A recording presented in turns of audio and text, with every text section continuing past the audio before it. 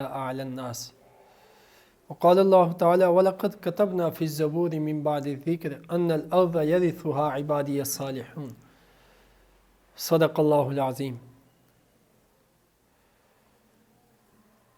اللہ تعالیٰ نے حضور صلی اللہ علیہ وسلم کو بھیجا۔ اب اللہ کی ذات کا تعارف کیا ہے، رسول کی رسالت کا تعارف کیا ہے؟ پہلی بات، جب آپ کوئی بھی چیز بناتے ہیں تو بنانے سے پہلے اس کا ایک ملکیتی تصور ہوتا ہے، ٹھیک ہے، ایک اس کا مالک ہوتا ہے۔ آپ گھر بنا رہے ہیں تو ایسا نہیں ہوتا کہ کوئی اس کا مالک نہیں ہے، ایسا نہیں ہوگا۔ اس کا کوئی مالک ہے جو اس کو بنانے کے سارے انتظامات، ضروریات، اس کے نقشے کو وہاں کیا کرتا ہے، اس کی نگرانی اور اس پہ کام کرتا ہے۔ یہی مالک کا تصور ہوتا ہے۔ جب وہ چیز بن جاتی ہے تو اس کے بعد وہ شخص اس کا مالک کہلاتا ہے کہ یہ چیز فلاں کی ملکیت۔ دنیا میں ایسی چیزیں موجود نہیں ہیں جن کا مالک کوئی نہ ہو۔ ایک وقت تھا زمینوں کے کچھ حصے ایسے ہوتے تھے جس کے بارے میں کہا جاتا تھا کہ اس کے مالک کوئی نہیں، لیکن عہد حاضر میں جس زمین کا کوئی اور مالک نہیں ہوتا اسے کہا جاتا ہے یہ حکومت کی ملکیت ہے۔ گویا ملکیت ضرور ہے کسی نہ کسی۔ اب بنیادی طور پر جس سٹرکچر کے تحت میں اور آپ انسان ہیں، ٹھیک ہے،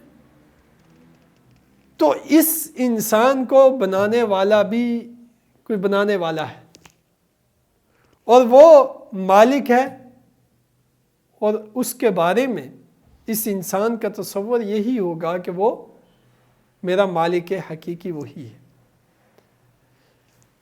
کبھی کبھی آج کی دنیا میں ایک خیال لوگوں کے دل و دماغ میں پیدا ہوا، اور وہ اس لیے پیدا ہوا کہ ظاہر ہے ایک آدمی جس کے پاس قرآن کی یعنی وحی الہی کی رہنمائی نہ ہو، جس کے پاس کسی رسول کا پیغام نہ ہو، وہ آدمی جب ایک اکیلے کسی جگہ بیٹھ کر یہ سوچنا شروع کرے گا کہ یہ انسان آیا کہاں سے، ٹھیک ہے، تو وہ اس انسان کے بارے میں مختلف قسم کی سوچیں سوچتا رہے گا اور اس کا متلاشی رہے گا کہ یہ کہاں سے آیا، اس کو بنایا کس نے، ٹھیک۔ اب یا تو اس کو بتانے والا کوئی آئے اور اسے بتائے کہ بھائی اس کو فلاں نے بنایا ہے، تو اس کے لیے آسانی ہو جائے گی کہ پہچان لے گا اچھا اس نے بنایا ہے۔ اگر ایسا بتانے والا نہیں آئے گا تو پھر انسان کیا کرے گا، کچھ تجزیے کرے گا، اور وہ تجزیات صحیح ہیں یا غلط ہیں اس کو آگے جا کر زمانہ ثابت کرے گا کہ اس کے تجزیات غلط تھے یا صحیح تھے۔ مثال کے طور پر دنیا کی تاریخ میں ایک قریب آج سے 300 سال پہلے گزرا ہوا ایک شخص ڈارون ہے، ٹھیک ہے، اس کا انسان کے بارے میں یہ تصور تھا کہ پہلے یہ انسان حشرات الارض، زمین کے کیڑے مکوڑے، اور پھر وہاں سے یہ دوسرے جانور، اور وہاں سے یہ ترقی کرتا ہوا اور بدلتا ہوا انسان یہاں بن گیا۔ اب یہ اس نے کیوں ایسے کہا کہ اس انسان کی اولیت کیڑا مکوڑا ہے، اور میں اور آپ ان کیڑوں مکوڑوں کو سالوں سال سے دیکھ رہے ہیں، وہ کوئی چینج نہیں ہو رہے ہوتے۔ آپ نے کبھی کسی کیڑے کو بلی بنتے دیکھا؟ آپ نے کبھی کسی مکھی کو کوئی مرغی بنتے دیکھا؟ نہیں دیکھا۔ ہمیں تو مخلوقات میں یہ تغیر آتا نظر نہیں آیا کہ یہ چیز چینج ہوتی ہوتی یہ بن گئی، ٹھیک ہے۔ یہ انسان ہے جس کو 300 سال پہلے کا ایک انسان اس کے بارے میں اپنا تجزیہ یہ دیتا ہے کہ یہ زمین کے کیڑے مکوڑوں سے بدلتا بدلتا بدلتا ہے کیا بن گیا، انسان بن گیا، ٹھیک ہے۔ مگر میری اور آپ کی عقل نے جو 300 سالہ تاریخ دیکھی ہے، وہ تاریخ میں یہ بات تسلیم کرنے کے راستے میں رکاوٹ ہے کہ یہ بات قابل تسلیم نہیں ہو سکتی۔ اب لہٰذا معلوم ہوا عقل کو بھی رہنمائی کے لیے ضرورت ہے کس کی، شریعت کی، کسی نمائندے کی۔ کہ اس بات تک پہنچا جائے کہ انسان کو بنایا کس نے، بنایا کیوں. ٹھیک ہے، بہت ہی واضح اور مختصر، یہ بل بند کر، بہت ہی واضح اور مختصر یہ کہ اللہ تعالیٰ نے ہمیں اپنی خاص نعمت کے ساتھ اپنے رسول کے ذریعے یہ پیغام دے دیا، جس پیغام میں ساری بات واضح تھی کہ تمہیں بنانے والا کون ہے اور بنایا کس لیے ہے اس نے. تو پھر ایک بات تو یہ ہو گئی کہ جس نے بنایا اس نے بھی با مقصد بنایا، بے مقصد نہیں بنایا. اور پھر بنایا تو یوں چھوڑا نہیں کہ جا یار جو مرضی کرنا ہے کر، بلکہ کیا کیا، اس کو ایک دائرہ عمل دیا کہ یہ دائرہ عمل تمہاری زندگی کے لیے ہے، اس میں تم نے سوچنا کیسے ہے وہ سوچنے کا پیمانہ دیا، تم نے کسی عمل کو کرنا کیسے ہے، ٹھیک ہے، اس عمل کو کرنے کا پیمانہ دیا، اور تم نے واپس کب تک وہاں رہنا ہے اور اس کے بعد واپس لوٹ کر کیا کرنا ہے، تم نے میری طرف آنا ہے. انسان کے گمان میں جو گمان چلتا رہتا ہے نا، بندہ اگر وحی کو ایک طرف رکھ دے، حدیث کو ایک طرف رکھ دے، ٹھیک ہے، اور وہ یہ سوچے کہ میں اپنے تصور اور اپنے خیالات کے ساتھ، ٹھیک ہے، یہ اس بات کا تعین کروں کہ میری منزل کیا ہے آگے، تو وہ اپنی عقل اور فہم کے لحاظ سے بسا اوقات غلط فہمیوں کا شکار ہو جاتا ہے. مثال کے طور پہ ایک قوم جنہیں مشرکین مکہ کے لفظ سے ہم یاد کرتے ہیں، جن کو حضور صلی اللہ علیہ وسلم نے آ کے ڈائریکٹ مخاطب کیا، اور ان کے عقائد میں سے ایک عقیدہ یہ تھا کہ انسان مرتا ہے، قبر میں رکھ دیا جاتا ہے، رکھنے کے بعد اسے مٹی کھا جاتی ہے، کھانے کے بعد اس کی ہڈیاں بھی مٹی میں پڑی پڑی کمزور ہو جاتی ہیں، کمزور ہونے کے بعد وہ بھی ختم ہو جاتی ہیں، پھر اس انسان کے دوبارہ جینے کا کوئی امکان موجود نہیں ہے.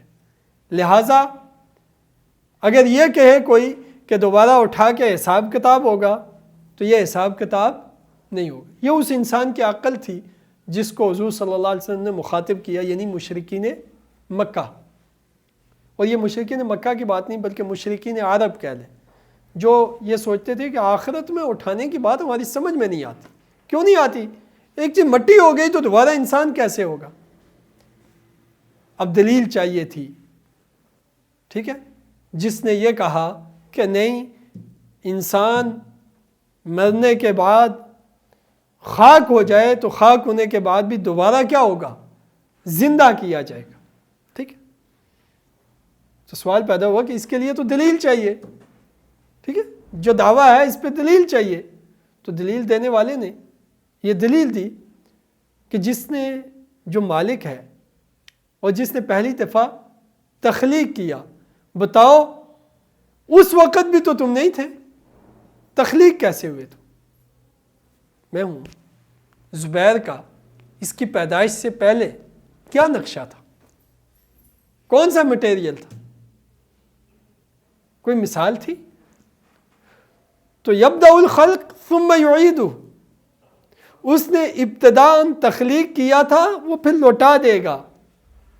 تو ابتدا میں جو تم آج یہ دلائل دیتے ہو کہ اس کے پاس دوبارہ زندہ کرنے کے وسائل نہیں ہیں، تو یہ تو ثابت ہو چکا کہ پہلے وسائل تھے ہی نہیں اور اس نے تخلیق کر دی. تو تمہاری دلیل باطل ہو گئی. یہ بات سمجھ میں آئی آپ کو؟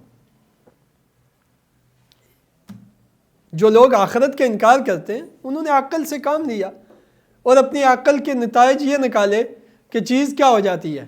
خاک ہو جاتی ہے، مرنے کے بعد مٹی ہو جاتی ہے، مٹی ہونے کے بعد اس کو دوبارہ زندہ ہونا تو بہت مشکل ہے. اس لیے کہ عقل ان کی مانتی نہیں ہے کہ چھوٹے چھوٹے مٹی کے ذرات دوبارہ کیسے جڑیں گے، وہ کیسے ہڈیاں بنیں گی، ان میں کیسے رگیں اور یہ ریشے اور یہ جو لہریں انسانی جسم میں یہ کیسے تیار ہوں گی، یہ تو ان کی سمجھ میں نہیں ہے. تو اللہ تعالیٰ نے پوچھا کہ بتاؤ من یبدأ الخلق، پہلے کس نے تخلیق کیا تھا؟ پانی کا قطرہ تم رکھ کے دکھا دو اس سے تخلیق کر کے کوئی چیز، کوئی انسان بنا کے دکھا دو. تم نے تو نہیں بنایا تھا نا، تمہارے بس میں نہیں تھا. جس کو تم مالک کہتے ہو اس نے اس وقت تخلیق کیا تھا تو اس کے بس میں تھا نا کہ اس نے ایک پانی کے قطرے سے تمہیں ایسا انسان بنا دیا. آنکھیں بنا دی، کان بنا دیے، دماغ بنا دیا، دل بنا دیا، جسم میں تاروں کا ایک سسٹم بچھا دیا، پائپ لائن، خون کی پائپ لائن بچھا دی تمہارے جسموں میں، اور اس سے تمہارے، تو تمہیں کیسے یہ گمان گزرتا ہے کہ وہ دوبارہ تخلیق نہیں کیا گیا؟ اب سوال تھا کہ کیا کیوں اس نے تخلیق؟ افا حسبتم، لوگوں نے یہ سوچنا شروع کر دیا. آج بھی سوچتے ہیں لوگ، اور یہ سوچ چونکہ صدیوں پہلے موجود تھی اس لیے قرآن کریم نے فوراً اس سوچ کا جائزہ لیا. کہا افا حسبتم، کیا تم یہ گمان کرتے ہو، انما خلقناکم، ہم نے تمہیں تخلیق کیا ہے، عبثا، فضول؟ کیا تم یہ گمان کرتے ہو کہ ہم نے تمہیں فضول پیدا کر دیا ہے؟ آپ کے میرے کاموں کے حوالے سے سب سے زیادہ عقل مند آدمی وہ سمجھا جاتا ہے جو بامقصد کام کرے. ایک آدمی روڈ پہ بیٹھا ہوا ہر وقت منہ اٹھائے اور ہنستا رہے، ٹھیک ہے، ہنستا رہے، تو کیا سمجھتے ہیں آپ کہ وہ آدمی کارآمد آدمی ہے؟ اکثر آپ کا کیا گمان ہوتا ہے کہ یہ ہر وقت ہنس رہا کیوں ہے؟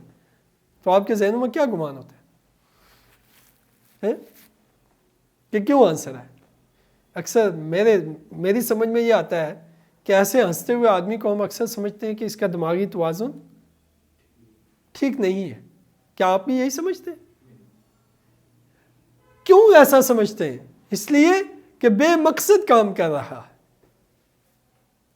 اب بے مقصد کام کرنے والے کو ہم یہاں پاگل سمجھتے ہیں، ٹھیک ہے، بے مقصد حرکات کرنے والے کو ہم پاگل گمان کرتے ہیں. وہ ہے یا نہیں ہے؟ تو ہم ایک انسانی وجود کی تخلیق کو فضول سمجھیں، ٹھیک ہے، تو پھر ہمارا یہ سمجھنا بہت بڑی بیوقوفی ہے کہ نہیں؟ ہم اپنے کام کاج میں کوئی فضول کام کر رہا ہو، چھوٹا سا کام کر رہا ہے نا، ہنس رہا ہے، ہنسنا کیا کوئی اس کا اتنا بڑا کام ہے؟ آپ نے اس کو گمان کیا کہ یہ فضول ہنسنے والا بھی پاگل ہوتا ہے، تو اس سے پتہ چلا کہ شعور، عقل، فکر اس بات کا تقاضا کرتی ہے کہ ہر چیز بامقصد ہونی چاہیے. ہاں، اس کا بامقصد ہونا یہ کسی کی سمجھ میں آئے کسی کی سمجھ میں نہ آئے یہ علیحدہ بات ہے. مجھے بہت ساری مشینیں ایسی بنائی انسانوں نے جن کے حوالے سے شاید میری نظر ان پہ پڑے تو میں سمجھوں کہ یہ فضول بات ہے، لیکن جب دوسرے وقت میں مجھے ضرورت پڑے تو پتہ چلے کہ یہ تو فضول نہیں، اس سے تو یہ کام لیا جاتا ہے. یہ فرق تو ہو سکتا ہے. اس فرق کو دور کرنے کے لیے کیا کرنا ہوگا؟ معلومات حاصل کرنا ہوں گی، علم حاصل کرنا ہوگا کہ بھائی فضول چیز تو نہیں ہوگی، کسی نے بنائی ہوگی، کسی مقصد کے لیے بنائی ہوگی، چلو بتاؤ بھائی کیا مقصد ہے اس کا، تو پوچھنے سے بات حل ہو جائے گی. ایسا ہی ہے، علم حاصل کرنے سے بات حل ہو جائے گی. مگر عقل اور شعور یہ نہیں مانتا کہ کوئی چیز فضول کوئی کام کیا جائے اور وہ فضول کام کو ہم اہمیت سے اس کو خراج تحسین پیش کریں، ایسا نہیں ہے.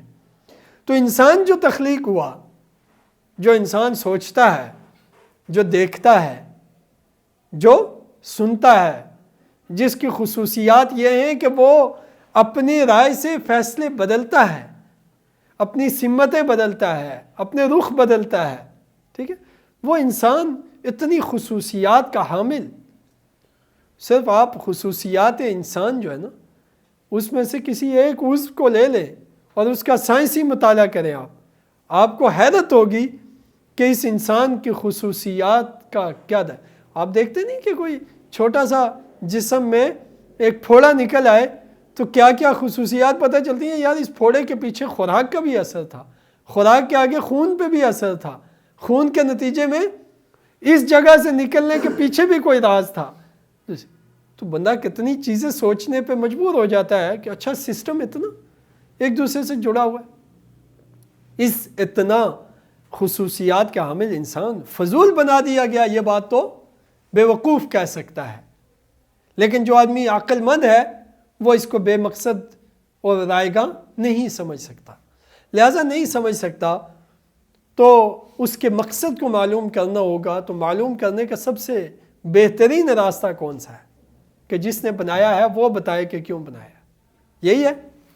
اگر یہ بات ہم کسی اور کے ذمہ لیں گے، ڈالیں گے کہ نہیں مقصد انسانیت کیا ہے، اس کا جواب ہمیں کوئی اور دے، ٹھیک ہے، مالک نہ دے، بنانے والا نہ دے، تو پھر کیا ہے؟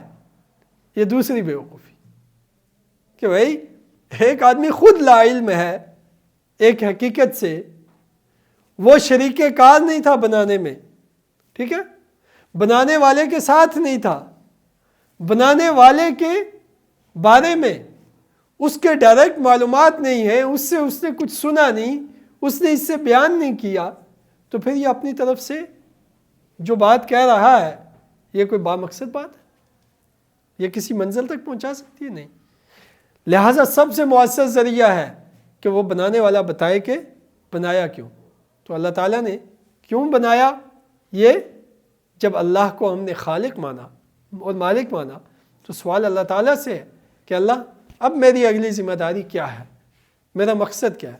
تو پھر اللہ تعالیٰ اس مقصد کے طور پر آیت تو ایک ذکر کرتے ہیں لیکن نظام عمل پورا اسلام کی شکل میں ہمیں دیتے ہیں۔ وَمَا خَلَقْتُ الْجِنَّ وَالْإِنسَ إِلَّا لِيَعْبُدُونَ، میں نے انسان کو اور جن کو عبادت کے لیے تخلیق کیا ہے، ٹھیک ہے۔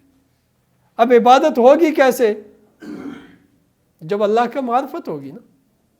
اب ہم سمجھتے ہیں کہ بھائی عبادت کو جی نہیں چاہ رہا، وجہ کیا ہے؟ معرفت ہی کمزور پڑی ہوئی ہے۔ اگر معرفت ہے اللہ کی تو پھر کمزور عمل کرنے میں کمزوری نہیں ہو سکتی۔ آپ نبیوں کی زندگی سے واقف ہیں قرآن کریم کی برکت سے کہ ایک نبی ہے، ضروریات زندگی اس کی بھی وہی ہیں جو آپ کی میری ہیں، بیوی، بچے، اولاد، گھر، سب چیزیں، لیکن اس کا جینا جس مقصد کے ساتھ وابستہ ہے، آپ اس کا اندازہ لگائیں کہ پوری دنیا ایک طرف ہو جائے، وہ اپنے مقصد حیات سے پیغمبر ہلتے نہیں۔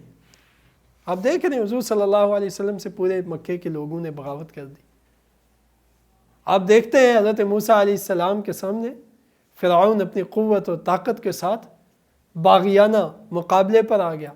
آپ حضرت ابراہیم علیہ السلام کا واقعہ جانتے ہیں کہ حضرت ابراہیم کے لیے آگ جلا دی سب نے مل کر کہ اسے جلا کے راکھ کر دو، لیکن یہاں پیغمبر ڈٹے ہوئے اپنے کام پر۔ اور دنیا کی تاریخ میں اللہ تعالیٰ حضور صلی اللہ علیہ وسلم فرماتے ہیں قیامت کے دن انبیاء آئیں گے تو کئی نبی آئیں گے کہ ان کے ساتھ ایک ایک امتی بھی نہیں ہوگا، ایک ایک امتی بھی نہیں ہوگا، لیکن اس معاشرے میں ان نبیوں نے سالوں سال زندگی گزاری۔ آج میری ایک دعوت پر ہم لوگ سب جو ہے وہ اس کلاس روم کی جتنی گنجائش تھی اس کی بقدر حاضر ہوگی، مگر آپ اندازہ کریں یہ ایک دعوت تھی اور اتنی حاضری ہوگی۔ حضرت نوح علیہ السلام 950 سال پوری دنیا کی انسانیت سے خطاب کرتے رہے، اس میں سے 950 سال میں 950 آدمی نہیں ملے، وہ 950 کیا 100 آدمی نہیں ملا، 80-85 لوگ حضرت نوح علیہ السلام کو میسر آئے۔ لیکن حضرت نوح علیہ السلام کا اللہ رب العزت پر جو یقین تھا، جو اللہ کی عبادت تھی اور جو انسانیت کو اللہ کی طرف بلانا تھا، اس میں کوئی تزلزل آیا؟ اس میں کوئی کمزوری آئی؟ نہیں۔ نہ آنے کی وجہ کیا تھی؟ انہوں نے اللہ کی معرفت حاصل کر لی تھی۔ حضرت ابراہیم کے آگ میں کود جانے کے آخری مراحل میں بھی اپنے یقین پر کوئی تزلزل نہیں آیا۔ کیوں نہیں آیا؟ اللہ کی معرفت کامل درجے کی تھی۔ سارے نبیوں کا حال یہ ہے کہ ہر نبی کا آپ ذکر کریں گے آپ کو ایسے ملے گا۔ اب یہ معرفت کا جو درجہ حاصل ہوتا ہے، اس کے بعد ہر نبی کے جو صحابہ ہوتے ہیں، چونکہ نبی کا علم بڑا وسیع ہوتا ہے، نبی کے صحابہ جو ہوتے ہیں وہ اپنے نبی سے ہر بات اس لیے حاصل کرنے میں لگے ہوئے ہوتے ہیں کہ وہ اللہ کی معرفت کے لیے واسطہ سمجھ رہے ہوتے ہیں. کس کو؟ نبی کو. تو وہ ہر وقت نبی کے اوپر کیا نگاہ رکھتے ہیں کہ نبی ہمیں کیا بتائے گا، وہ بات سب سے حق اور سب سے سچ ہوگی، اور کوئی بات اس کے مقابلے کی نہیں ہوگی، اور کوئی بات ہماری خیر خواہی کی اس سے بہتر نہیں ہوگی، اس لیے کہ وہ براہ راست مالک کی طرف سے پیغام آ رہا ہے. اب یہ بات کرنے کے بعد کہ ہمیں ایک با مقصد زندگی اللہ تعالیٰ نے عطا کی ہے، اللہ رب العزت مالک اور خالق، یہ بات ہمارے دل اور دماغ میں، اور اس کے بعد اللہ نے مجھے اور آپ کو بحیثیت خالق و مالک ایک با مقصد کام یعنی عبادت کے لیے پیدا کیا. اب عبادت کی کیا تعریف ہوگی؟ عبادت کس چیز کا نام؟ عبادات کا ایک وہ دائرہ ہے جس کو چند ایک ناموں سے میں اور آپ جانتے ہیں: نماز، روزہ، زکوٰۃ، حج اور ذکر اذکار. یہ ایک عبادت کا دائرہ ہے. مگر یہ سب وہ عبادت ہے جو جسمانی طور پر ہے،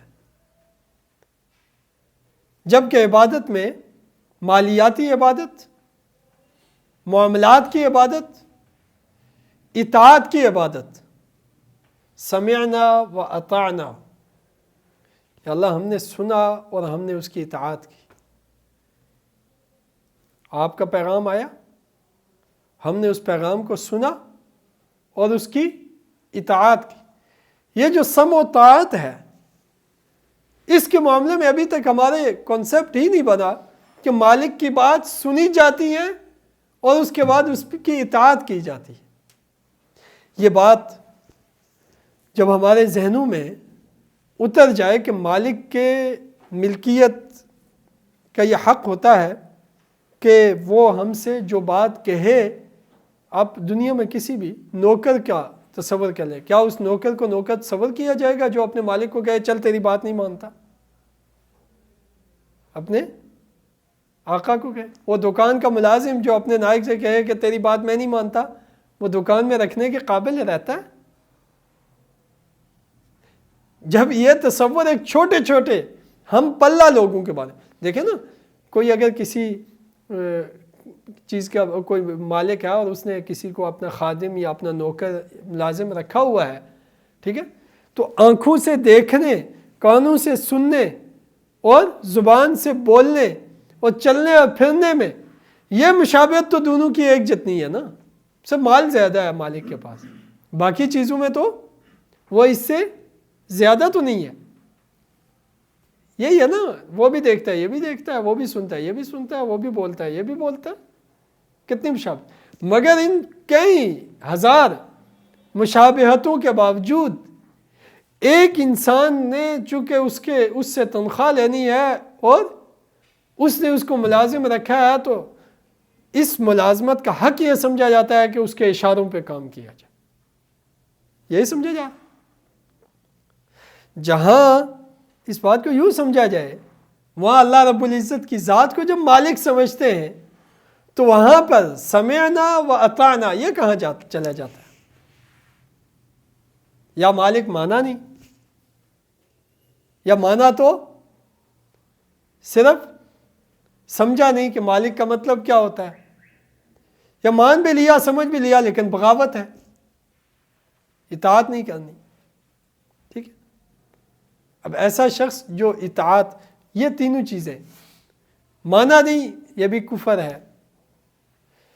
مانتا ہے مگر اطاعت کو نہیں مانتا، یہ بھی کفر ہے. ٹھیک. اور اطاعت کو مانتا ہے کہ مالک کو بھی ماننا لازمی ہے، اطاعت کو بھی ماننا لازمی ہے، پھر عمل نہیں کرتا، اس لیے نہیں کرتا کہ کوئی ضروری نہیں ہے ماننا، جس کا مطلب ہے بغاوت کرتا ہے. یہ تین صورتیں. اب ان تین صورتوں سے ایمان کا رشتہ قائم نہیں ہوتا. جب تک یہ تین صورتیں موجود ہیں نا، تب تک ایمان کا رشتہ قائم نہیں ہوتا اللہ سے. اس لیے کہ اس پیغام کو سننا، اس کی اطاعت کرنی، اس کی اتباع کرنی، اس کو مانتا نہیں.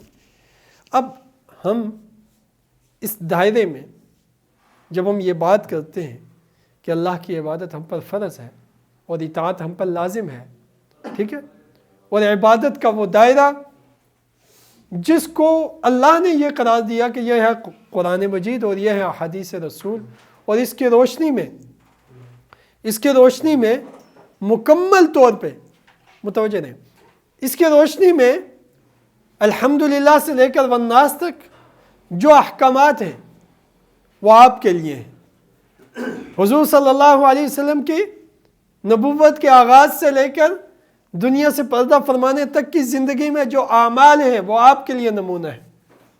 اب اس نمونہ اعمال کے بعد ہمارے ذہنوں میں جو دور حاضر ہے، جس دور حاضر کو میں اور آپ گزار رہے ہیں، جب ہم اس کا تجزیہ کرتے ہیں تو ہمیں پتہ چلتا ہے کہ ہم نے تعلیم سے قرآن کو باہر کر دیا. کتنے لوگ ہیں جو قرآن کی تعلیم سے واقف ہیں؟ کم از کم اس درجے میں، جس درجے میں پرائمری کے سکول میں پڑھا کر پرائمری کی کتابوں سے واقف کر دیا جاتا ہے، کیا اس درجے تک بھی اہمیت قرآن کی تعلیم کو دی؟ اس کا مطلب ہے مالک کی تعلیم سے سب سے پہلے بغاوت کی.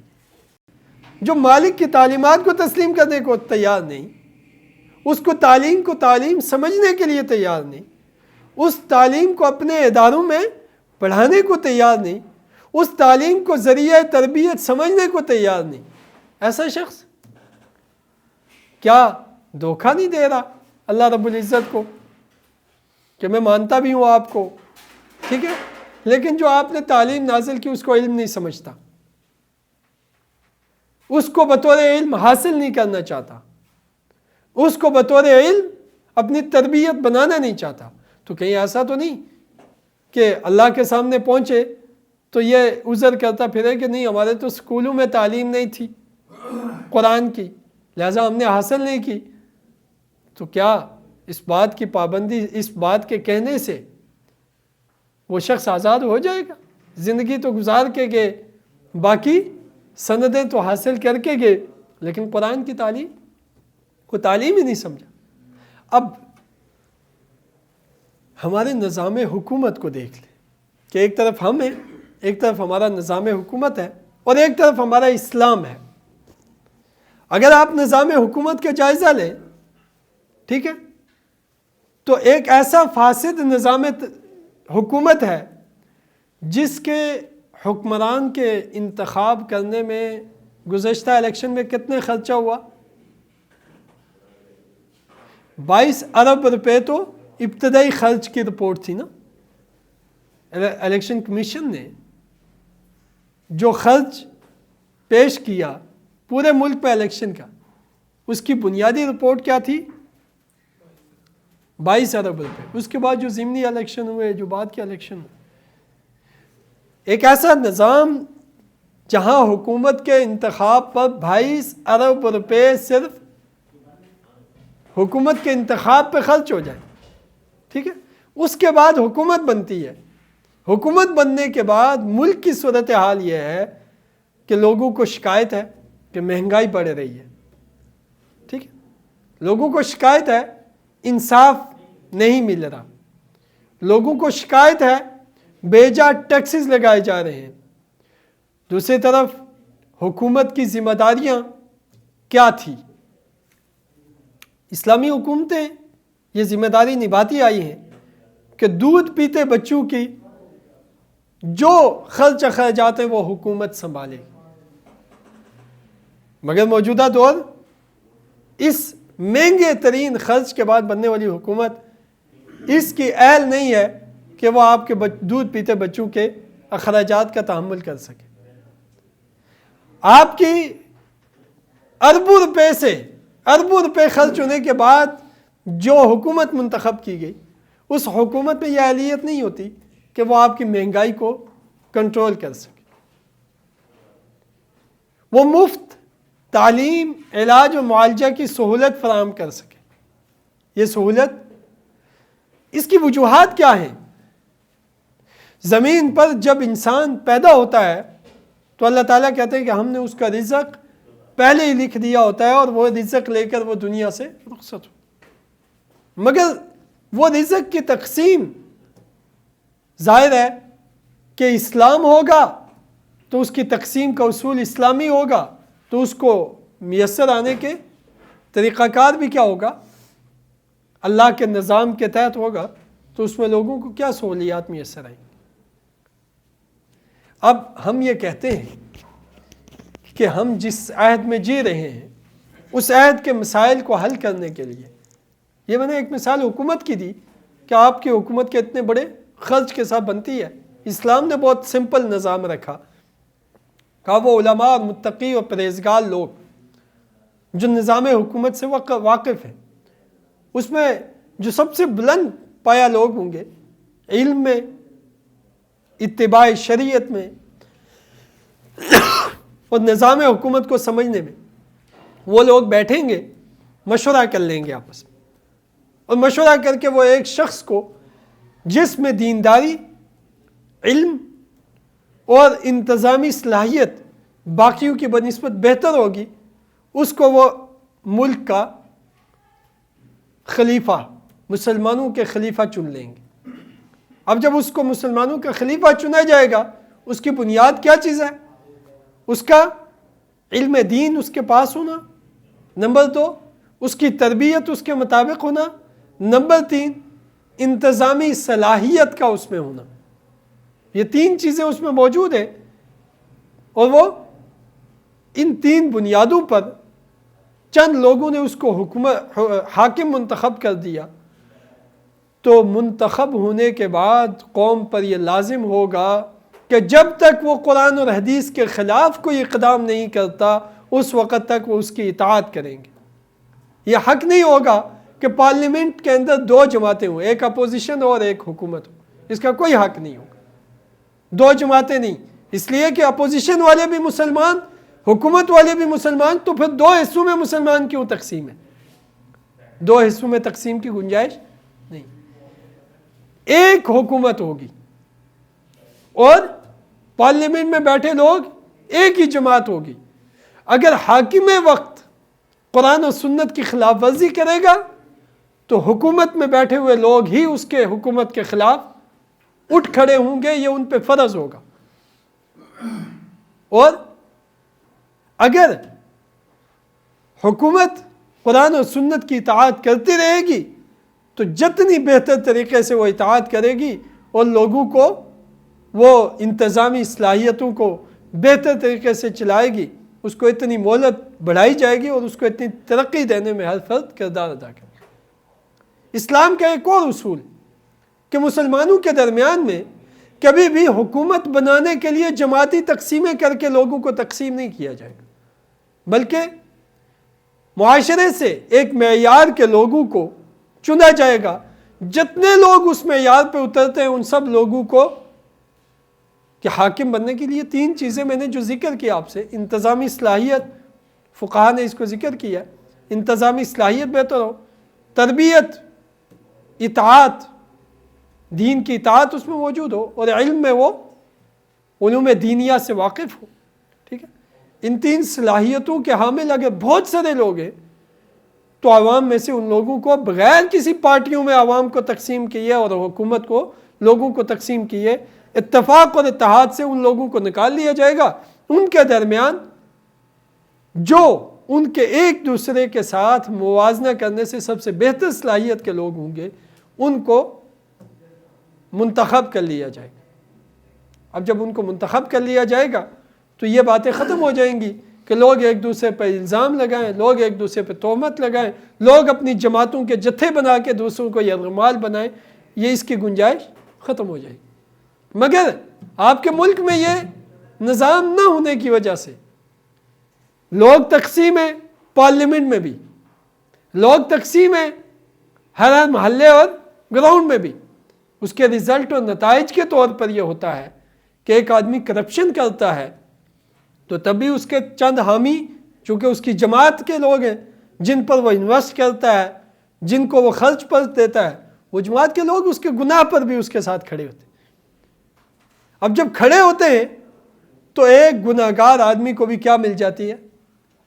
سیفٹی، تحفظ، اور اس کو اور کرپشن کرنے کے لیے قوت مل جاتی۔ یہ ہوا کیوں؟ اس لیے کہ اسلام کی ضرورت تھی مگر اسلام کو نافذ ہونے نہیں دیا گیا۔